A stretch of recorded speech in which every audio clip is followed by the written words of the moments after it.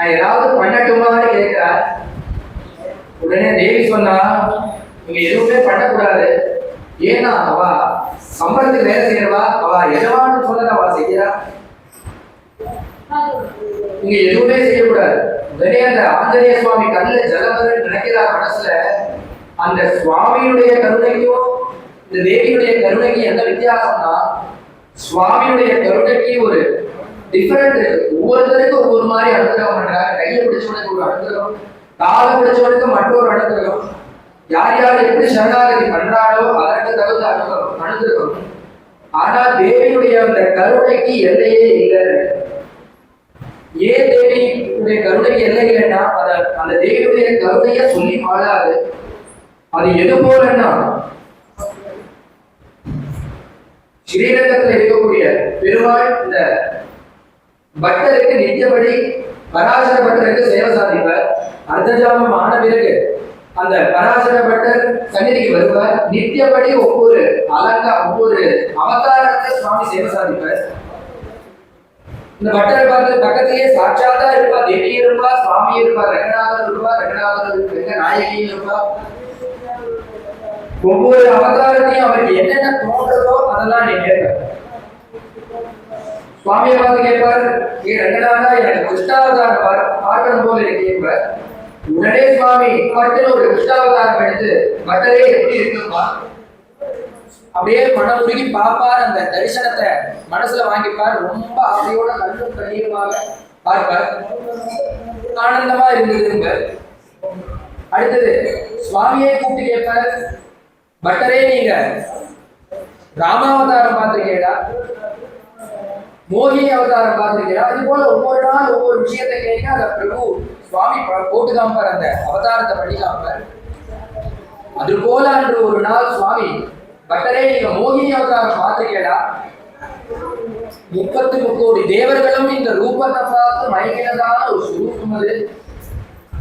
பரமேஸ்வரனே பார்த்து ஆச்சரியப்பட்டு காமோதிதரா வந்தார். அப்பேற்பட்டதான ஒரு ரூபம் அது. 3 லோகமே மயங்கி போச்சுன்னா அந்த ரூபம் எப்படி இருக்கும்?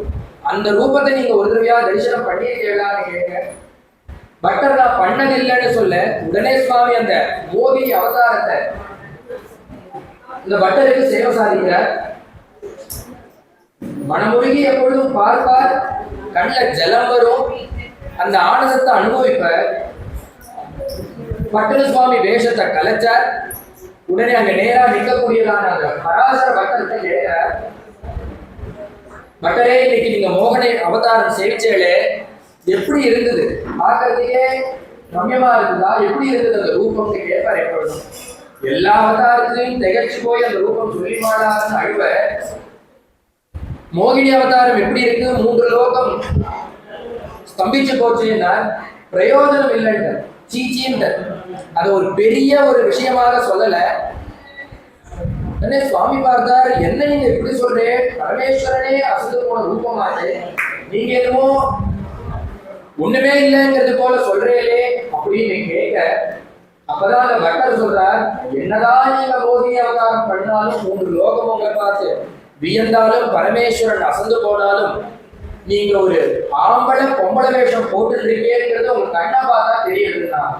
ஏன்னா பிரபு அந்த இடத்துல பொம்மநாட்டியால அலங்காரம் பண்ணிட்டு வர, எதனால அப்படி சொல்றேன்னா அந்த பக்கத்துல ரங்கநாயகிய பாருங்கோ, அவ கண்ணுல உள்ள ஒரு கருணையும் ஒரு கடாட்சமும் உங்களுடைய கண்ணுல இல்ல. இந்த மோகினி அவதாரம் பண்ண பிரபுவுடைய கண்ணுல இல்ல.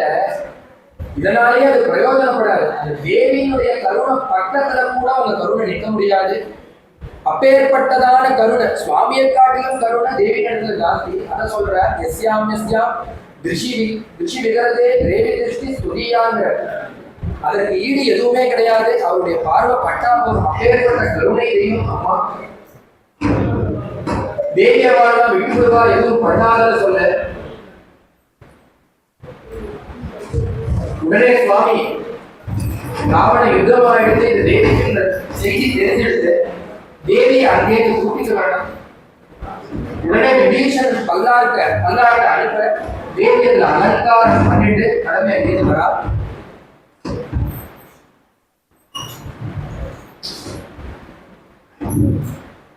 சுவாமி பார்த்த உடனே முதல் வார்த்தை, சாரித்திர தூஷிதா, நீ 10 மாசம் சத்ரு தேசத்துல இருந்திருக்க, தேவி ஆசையோட வரா.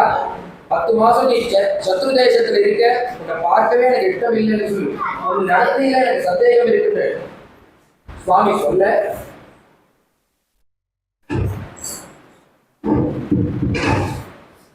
சுவாமி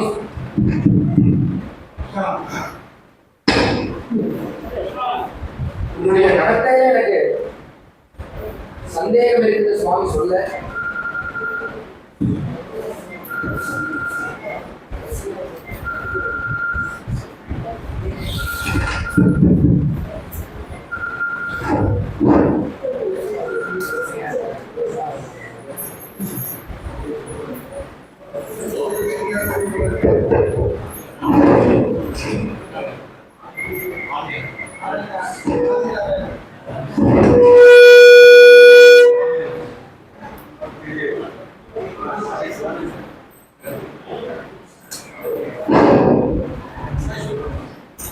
சுவாமி உடனே சொல்றார், அதனால எனக்கு நீ என் பக்கத்திலேயே வர வேண்டாம்னு சொல்ல, தேவி பார்த்தா இங்க நான் பக்கத்துல வரமாட்டேன், எப்ப நீங்க உங்க வாக்குனால இப்படி சொன்னீங்களோ, நான் இருந்தது சத்தியம் தான், எப்ப நீங்க இப்படி சொன்னீங்களோ உங்க பக்கத்துல வரமாட்டேன்னு சொல்லி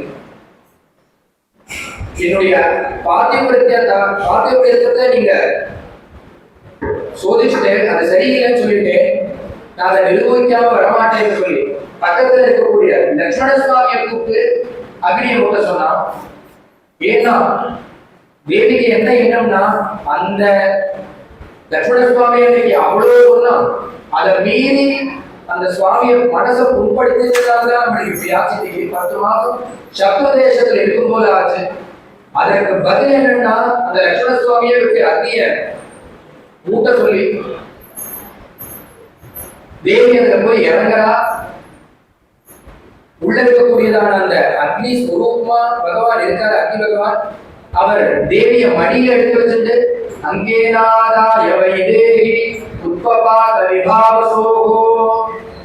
தேவியுடைய பாதிவிரத்திய தபசை என்ன சொல்றதுங்கிறார்.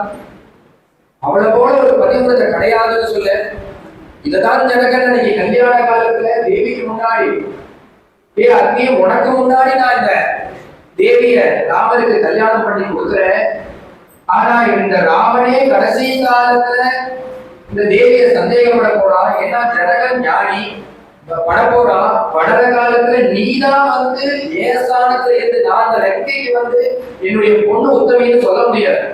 அந்த சமயத்துல நீதான் வந்து என்னுடைய பெண்ணை காப்பாற்றணும். அத கல்யாண காலத்திலேயே ஜனகன் அந்த அக்னிகிட்ட வரணா கேட்டுதான். அதன்படி இங்க அக்னி என்ன பண்றாருன்னா, அந்த தேவிய மடியில வச்சுட்டார். ஏன்னா கல்யாணம் பண்ணி கொடுக்குற காலத்துல அப்பா எப்படி மடியில வச்சுப்பாரு அந்த குழந்தைய, அது போல அக்னியில இறங்கின அந்த தேவிய பாத்தியபுரத்தோட தான் அந்த தேவி இருக்கா. என் பெண்ணுக்கு எந்த விதமான கலங்கமும் இல்லைன்னு ஒரு அப்பா சொல்லுவது போல தேவிய மடியில வச்சுட்டு அக்னி பகவான் மேல வந்து தேவிய சமர்ப்பணம் பண்ண. உடனே பார்த்தா இந்திரன் வரா. அவன் இந்திரன் ஜெயமாயிடுச்சு, சுவாமி வதம் பண்ணிட்டார், தனக்காக பண்ணியிருக்காருங்கிறதுனால சந்தோஷப்படுறா. நேரடியாக வந்து சுவாமி கிட்ட நமஸ்காரத்தை சொல்லிட்டு போக. அடுத்தபடியாக தசரதன் வரா. அவர் ஜீவதசையில இல்ல, பிரபு பேர்பட்ட காரியத்தை கண்டாலும் தெரிஞ்சவங்க ராவண மண்டலம் ஆனோன்னு அந்த தசரதன் வந்து சுவாமிக்கு ஆசீர்வாதம் பண்ண. இந்திரன் கிட்ட, இந்திரன் என்ன வேணும் உங்களுக்கு கேட்கல. உடனே சுவாமி சொன்னார், எனக்கு எதுவுமே வேண்டாம், ஆனா ஒரே ஒரு காரியம் நடந்துருக்கு, அதை திருப்பி கொடுக்கணும். இந்த விபீஷணன் இந்த லங்கையில இந்த குரங்குகள்லாம் யுத்த காலத்துல முன்னாடி சுவாமி அடிபட்டு விடுற காலத்துல ஆஞ்சநேய சுவாமி இந்த சஞ்சீவ பர்வதத்தை எடுத்துட்டு வராரு. எல்லா குரங்குகளுக்கும் ஜீவன் வருது, அடிபட்டு விழுந்த எல்லா குரங்குகளுக்கும். ஆனா சில குரங்குகள் இந்த கதையில இந்த கும்பகர்ணன் என்ன பண்றான், விழுங்கி விடுறான். அது உள்ள போய் ஜாகரா கீழே பஸ்மமாயிடுது. சில குரங்கு தெம்பு இருக்கிற குரங்கு பயத்தை கழிச்சுட்டு வெளியில வந்துடுது. சில குரங்கு சோனி குரங்கு உள்ளே ஜீவன் விட்டுது. அந்த குரங்கெல்லாம் உங்க நாட்டுக்கு திரும்பி வரும், நம்ம ஆத்துக்கு வரணும், அதனுடைய பக்திகள்லாம் காத்துட்டு இருக்கோம்.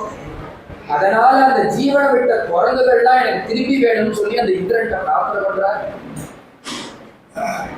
ஏன்னா எந்த ஸ்திதியில இருக்க, ஆனா அந்த ஜீவகாருண்யம் அந்த குரங்குகளோட காத்துக்கு போகணும்னு சொல்லி அந்த குரங்குகளை ஜீவதசையில கொடுக்கணும்னு சொல்லி தேவனா இருக்கிறதுனால இந்திரனும்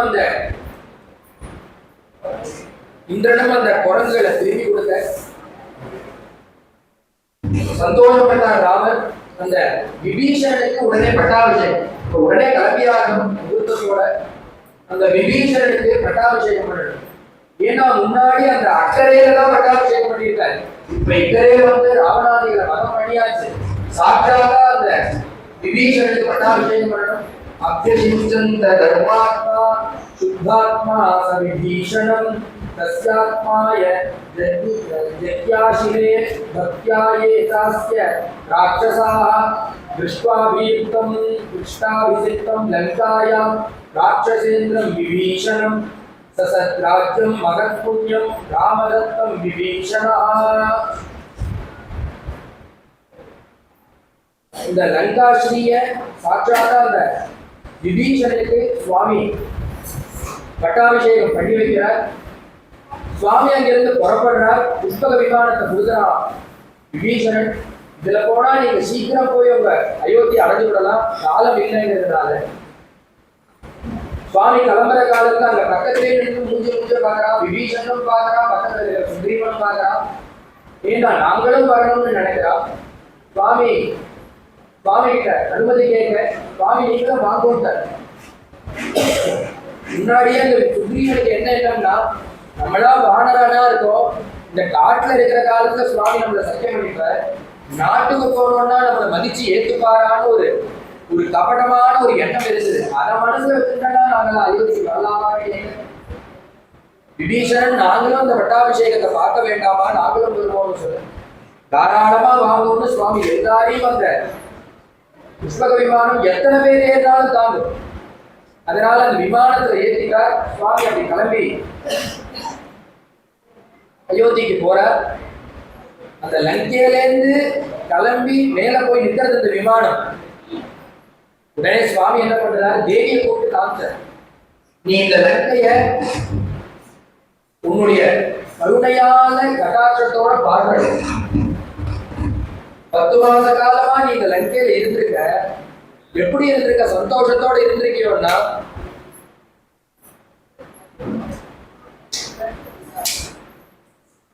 துக்கம் மட்டுமே இந்த 10 மாத காலமா நீ பார்த்துக்க. அந்த ஆஞ்சநேய சுவாமிகிட்ட சொல்லும் போது சொல்றா தேவி, இந்த துக்கத்தை தவிர இந்த லங்கையில வேற எதுவுமே இல்லை. அந்த ராவனுடைய கடும் சொற்கள், இந்த ராட்சசிகள் பக்கத்துல வந்து ராவணன் கர்த்தாரம் எப்ப பார்த்தாலும் பாடிட்டே இருக்கா. அதனால என் மனசு முழுக்க துக்கம் தான் நிறைஞ்சிருக்கு. ஏன்னா பிரபுவை நான் பார்க்கல, அவருடைய ஸ்மரணம் மட்டும்தான். நீ என்ன பண்ற ஹனுமனே, நீ என்னுடைய சந்தேகத்தை போக்க ராமாயணம் சொன்ன, 2வது தடவை ராமாயணத்தை சொல்லி அந்த ராமாயணத்தை மனசுல நிரப்பிக்கிறேன். 3வது தடவை ராமாயணம் சொன்னையானா எந்த துக்கமும் என்ன அண்டாதுன்னு கேட்டு வாங்கிட்டு இருக்கா ராமாயணத்தை. நீ 10 மாத காலம் இந்த லங்கையில இருந்திருக்க, துக்கம் துக்கம் துக்கம் தான், வேற எதுவுமே இல்லை. கண்ணில ஜலம் வந்து அழுதுண்டே இருந்திருக்க. ஒரு சுமங்கலி ஆத்துல ஒரு நாள் விளக்கேற்ற வேலையில அழுதாலே தாங்காத ஒரு ஆத்துக்கு 10 மாச காலம் யார் எழுதியிருக்காருன்னா தேவி சாட்சாத் மகாலட்சுமி. அனவரதமும் அந்த பதியை நினைச்சு பர்த்தாவை நினைச்சு ஒரு நாட்டில இருந்து துக்க தத்தையாக இருந்திருக்கா. இதற்கு விமோசனமே கிடையாது. நீ கிளம்பிட்டேன்னா இந்த லங்கையே பொசுங்கி போயிடும். நீ இருக்கிறதுனால இருக்கு இந்த லங்கை. அதனால நீ என்ன பண்ணணும்னா சந்தோஷத்தினால உன்னுடைய மனசு குளிர்ந்த மனசோட இந்த லங்கையை ஒரு வாரி பார்க்கணும். ஏன்னா மேல ராஜ்யத்தை ஆள போறது பரம பக்தனான விபீஷன், அவனுக்கு தான் கும்பாபிஷேகம் பண்ணியிருக்கோம். நீ பாட்டினுடைய கோபத்தோட பார்த்தேன்னா அவனும் சேர்ந்து அழிவிடுவான். நல்லவாள் போகக்கூடாது, நல்லவாளுக்கு எதுவும் ஆணி ஏற்படக்கூடாது. உன்னுடைய கருணையான சந்தோஷமான அந்த கட்டாட்சத்தினால இந்த லங்கையை ஒரு வாரி பார்க்கணும்னு சுவாமி தேவியை கேட்டுக்க. தேவியும் தந்த குளிர்ந்த பார்வை, கருமையான பார்வை, சந்தோஷத்தான உடைய பார்வையால இந்த லங்கையை பார்த்தாலாம் சகல சமர்த்தியும் நடந்ததால அந்த லங்கையா மாறி இருக்கு. எல்லாரும் கிளம்பி அந்த லங்காயாம் வெங்காயம் வீட்சஸ்வ வைதேகி சுவாமி வாக்கியம் படி பார்க்க எல்லாரும் அந்த முகூர்த்தத்துல கிளம்பி அங்க போறா. ஏன்னா பரதன் காத்துன்னு இருக்கா, சுவாமி வரலன்னா அக்னியில இறக்கி விடுவாங்க பரதன். போற வழியில பரத்வாஜாசிரமம் வருது, சுவாமி இறக்கி விடுற நமஸ்காரம் பண்ண போகும்போது நமஸ்காரம் பண்ணியிருக்கார். வர வழியில இருக்கக்கூடியதான அந்த ராமரை கூட்டு ஆதித்யம் பண்ணி வைக்கிற சுவாமி சொன்னார், என் மனசு இப்பயே போயிடுத்து அந்த பரதன், அதனால எனக்கு இங்க இருந்து சாப்பிட்டு போறதுக்கு உண்டான டைம் இல்லை, நான் இப்பயே போயாகணும். ஏன்னா அந்த பரம பக்தன் துடிச்சுட்டு இருக்கா, ஒரு நாள் 2 நாள் 14 வருஷமா துடிக்கிறான். நான் போயாகணும்னு சொல்ல பரத்வாஜர் சொன்னார், நான் போகும்போது உங்களை சாப்பிடுவோம்னு சொல்ல. ஏன்னா ஜட்டாதாரியாக துக்கதத்தனாக போயிட்டு இருக்க அவங்க அம்மாவுடைய வார்த்தையை அனுசரிச்சு இப்ப நீ நாட்டுக்கு சந்தோஷமா போயிட்டு இருக்க, தேவியோட சேர்ந்து போயிட்டு இருக்க, இந்த சமயத்துல நீ என்னுடைய ஆசிரமத்துல ஆகாரம் பண்ணணும்னு கேட்க கதாத்துன்னா சுவாமி ஆகாரம் பண்ற தேவியோட சேர்ந்து.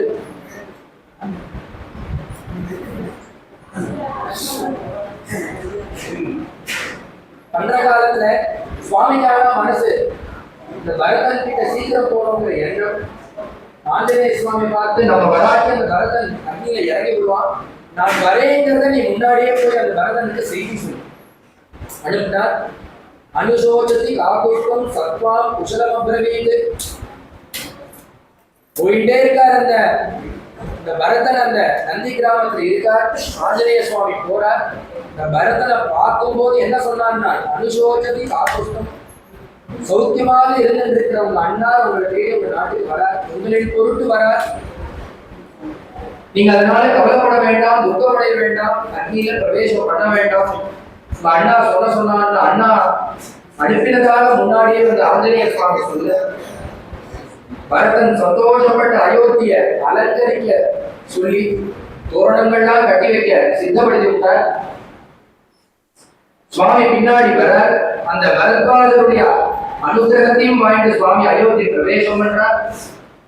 இந்த பரதனை பார்த்தோன்னு பரதன் தலைக்கு மேல கையை கூப்பி கைகேயானந்த வர்தனா ஷடசஞ்சரி மாதாயே கைகேயானந்த வர்தனா, தலைக்கு மேல கையை கூப்பி அந்த சுவாமியை நமஸ்காரம் பண்ணி சுவாமியை கட்டி பிடிச்சு ஆலிங்கனம் பண்ணிக்கிறார். ஒரு நாள் 2 நாள் 14 வருஷமா இந்த சுவாமி